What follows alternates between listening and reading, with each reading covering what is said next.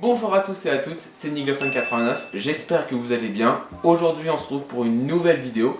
Une vidéo assez inédite parce qu'on va parler de mon expérience en tant qu'opérateur attraction à Nigloland. Allez, c'est parti!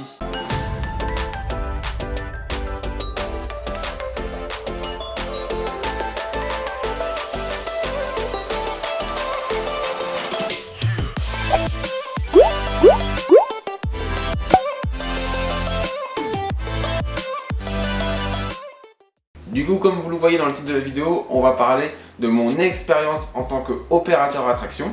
Je vais vous expliquer comment ça s'est passé pour que je me retrouve à bosser à Nigloland. Le rêve de gosse. Alors du coup, je vais vous expliquer comment j'ai fait pour postuler à Nigloland en tant qu'opérateur attraction. Je vais vous expliquer comment se passe les recrutements, comment se passe le premier jour, comment se passe une journée, voilà, une journée en tant qu'opérateur attraction. Et plein d'autres choses. Et à la fin de la vidéo, je ferai un résumé de mon expérience en tant qu'opérateur d'attraction à Nigloland. Alors j'étais sur le site Nigloland, tout en bas de la page vous avez la rubrique recrutement, vous cliquez dessus et là vous avez toute la liste des offres d'emploi qui sont disponibles en ce moment à Nigloland. Alors suivant la saison ça peut totalement changer car là par exemple en hiver, le parc n'est pas ouvert, du coup ils ne cherchent pas d'opérateur attraction.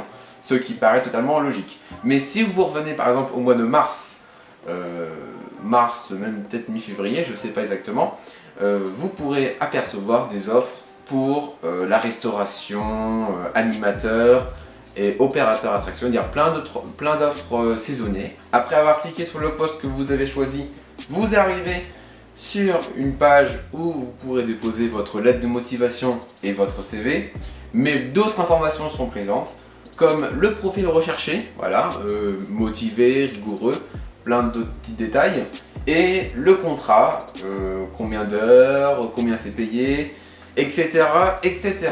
Du coup, après avoir fait ma lettre de motivation, mon CV, et fournir mes coordonnées pour que Nigloland me recontacte, j'avais juste à appuyer sur le bouton envoyer, et j'avais plus qu'à attendre. Maintenant, on va voir comment se passe le recrutement. Alors le recrutement se passe généralement à Nigloland, mais je crois que quelquefois j'ai vu sur Pôle emploi Aube qu'il y avait des recrutements qui se passaient aussi chez Pôle emploi à Troyes. Nigloland vous contacte quelques jours avant le recrutement pour vous dire qu'ils sont intéressés par votre profil et qu'ils souhaitent faire un recrutement avec vous. Du coup ils vont vous donner une heure et la date. Le jour du recrutement vous vous présentez à l'heure qui a été demandée par Nigloland, à l'heure que vous devez passer pour un entretien. Vous passez le recrutement avec une personne des bureaux de Nigloland et après quelques jours après, vous recevez une réponse si vous êtes pris ou pas. Quand vous êtes pris, ils vous disent quel jour tu démarreras. Voilà, pour mon cas, ils m'ont dit Julien, tu démarreras telle date. Voilà. Du coup, je me suis présenté à telle date. Voilà. Et du coup, maintenant, on va passer sur l'autre partie que je voulais aborder. C'est comment se passe la première journée en tant qu'opérateur attraction. Généralement, dès que vous arrivez au parc, on va vous emmener au costume où vous allez prendre votre tenue de travail, suivant le village, que ce soit le village suisse, le village rock'n'roll, le village canadien ou le village merveilleux. Juste après avoir récupéré votre tenue, vous allez partir en formation soit avec Kevin ou Francis, voilà, qui sont au passage les meilleurs formateurs et superviseurs de parc au monde. Sur la route de l'attraction où vous êtes affecté, ils vont vous donner quelques petites infos sur le métier d'opérateur attraction. Quand vous arrivez à votre attraction, ils vont vous faire une formation sécurité. Ça veut dire contrôle des barres, contrôle des espaces de sécurité, plein de petits détails à savoir sur l'attraction, tout ça. Et en même temps, après la formation sécurité, ils vont vous apprendre à piloter le manège. Voilà, comment ça se passe pour piloter le manège, comment ça se passe pour le mettre en route, comment ça se passe pour l'arrêter, comment on fait pour ouvrir les portillons, fermer les portillons, comment ça se passe quand il y a des handicapés. Voilà, plein de petites infos à savoir absolument quand on est opérateur attraction. Puis aussi, ils vont vous montrer comment on accueille les clients à l'attraction. Du coup, maintenant, je vais vous parler de comment ça se passe une journée au parc en tant que pilote d'attraction. Alors le matin, on arrive avant la clientèle. Avant d'aller directement à notre attraction, on passe prendre bien sûr nos clés pour mettre en route l'attraction. Sinon, ça va être un peu compliqué. La première chose qu'on va faire le matin, dès qu'on arrive à notre attraction, c'est de faire la checklist de sécurité. La checklist de contrôle consiste à vérifier l'ensemble de la sécurité du manège, que ce soit les harnais de sécurité, l'espace d'évolution du manège et plein d'autres petits détails que vous les visiteurs vous ne voyez pas. Après avoir fait la checklist de contrôle, on peut ouvrir l'attraction et accueillir les premiers visiteurs. Pour la pause du midi et de l'après-midi, nous sommes remplacés par un zonard. Qu'est-ce que c'est un zonard? Un zonard, en fait, c'est quelqu'un qui va remplacer les opérateurs lors de leur pause du midi et leur pause de l'après-midi. Un zonard est formé à plusieurs attractions du parc, comme ça en fait. Il peut tourner d'attraction en attraction, il fait les pauses de pause en pause en fait. Il fait la pause de Air Meeting, il fait la pause de la tour des petits fantômes, il fait la pause, voilà. En fait, chaque zonard a sa zone. Après toute une journée à notre attraction, le soir, on doit fermer notre attraction et bien sûr la nettoyer. Du coup maintenant je vais répondre à vos questions que vous m'avez posées sur Instagram sur le métier de pilote d'attraction et pour moi ça va être un grand plaisir de vous y répondre. Alors première question, est-ce que en fin de journée vous pouvez rider comme le disent les préjugés? Non. Deuxième question, est-ce que les contrôles panels sont quasi tous identiques ou différents selon le constructeur? Alors en général ils se ressemblent beaucoup, c'est juste suivant l'attraction. Il y a des boutons qui s'ajoutent et il y a des boutons qui s'enlèvent, voilà. Il y a des boutons en plus par exemple sur une attraction et après on va à une autre attraction, il y en a moins. Voilà, en fait ça dépend de l'attraction. Mais en général les pupitres sont présentés de la même manière. Après c'est le programme, le système qui change. Troisième question, j'ai une question. Les collègues opérateurs sont gentils. Hashtag Spatial Experience. Oui, ils sont très gentils. Je pense que sur cette question-là, c'est un opérateur qui s'est amusé à répondre à la story. Est-ce que vous choisissez votre attraction? Non du tout. On est affecté à notre attraction, on ne choisit pas du tout notre attraction. Sinon, je pense que il y aurait plein qui voudraient la même attraction et d'autres ne voudraient pas du tout l'attraction, quoi. Alors une question super intéressante. Comment fais-tu pour séparer ta passion de ta vie pro? En fait, ma passion pour Niglo, je sais pas, je vais vous la raconter rapidement. En fait, ça a apparu vers l'âge de 6-7 ans. Ouais, 7 ans, ça a apparu. Donc ça date un petit peu, ça date des années 2005 et tout ça.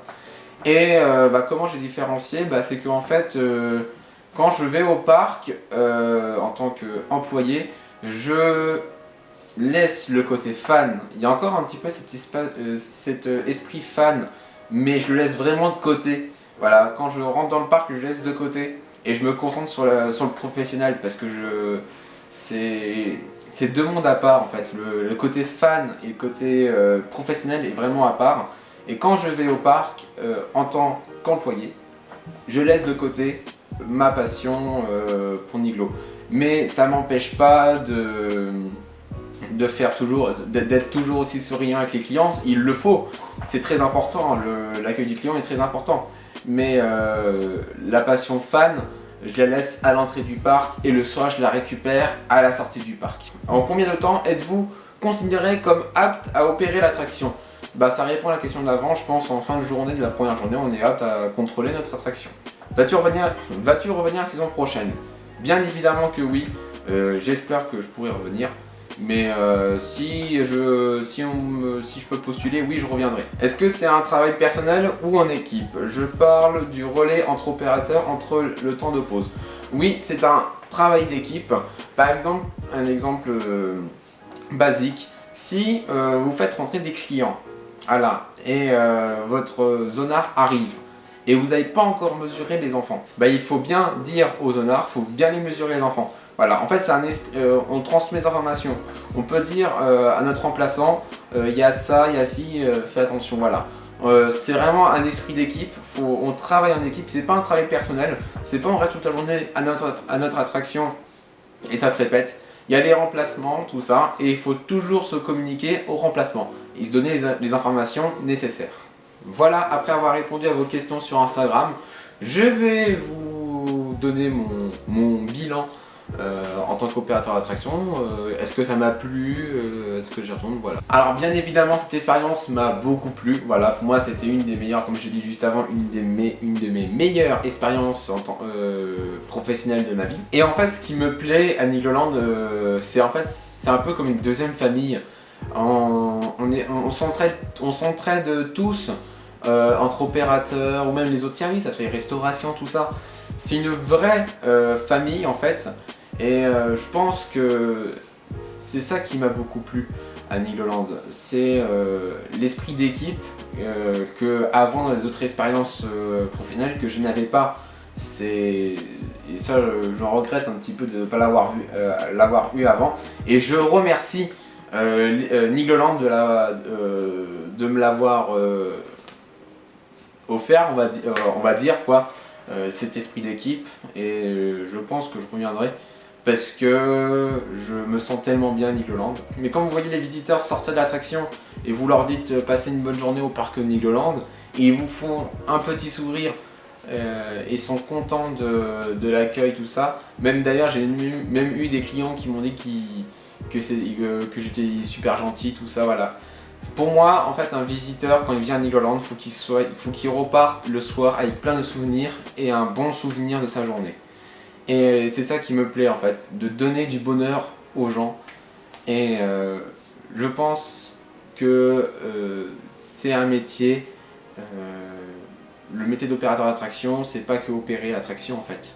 C'est surtout donner du bonheur, faire sourire les gens, parce qu'ils sont là pour se divertir, parce qu'ils sont dans un parc d'attraction, même un parc à thème on va dire maintenant Nigloland. Comme le dit Rodolphe, Nigloland devient un parc à thème et non plus. On va dire c'est toujours pas l'attraction mais un parc à thème. Mais le visiteur est là, et l'objectif d'un opérateur d'attraction, je veux dire, c'est de faire sourire le visiteur et qu'il reparte le soir avec plein de souvenirs. Voilà, c'est déjà la fin de cette vidéo, j'espère qu'elle vous aura beaucoup plu. En tout cas, moi c'était un plaisir de vous raconter mon expérience en tant qu'opérateur attraction. Je remercie Frédéric Doré qui est la responsable de communication du parc de m'avoir autorisé à réaliser cette vidéo. Et je remercie également toute l'équipe de Nigloland de m'avoir permis de vivre cette expérience en tant qu'opérateur attraction. Sur ce, n'hésitez pas à vous abonner, voilà, n'hésitez pas aussi d'activer la petite cloche, comme ça vous recevrez une petite notification à chaque fois qu'une nouvelle vidéo sortira. Et n'hésitez pas aussi à lâcher un pouce bleu, comme ça ça montrera que la vidéo vous a beaucoup plu. Voilà, je vous laisse, on se retrouve dans quelques semaines pour parler de Krampus Expedition, la grande aventure à Nigloland en 2021. Et sur ce, je vous dis à très bientôt. Allez, salut!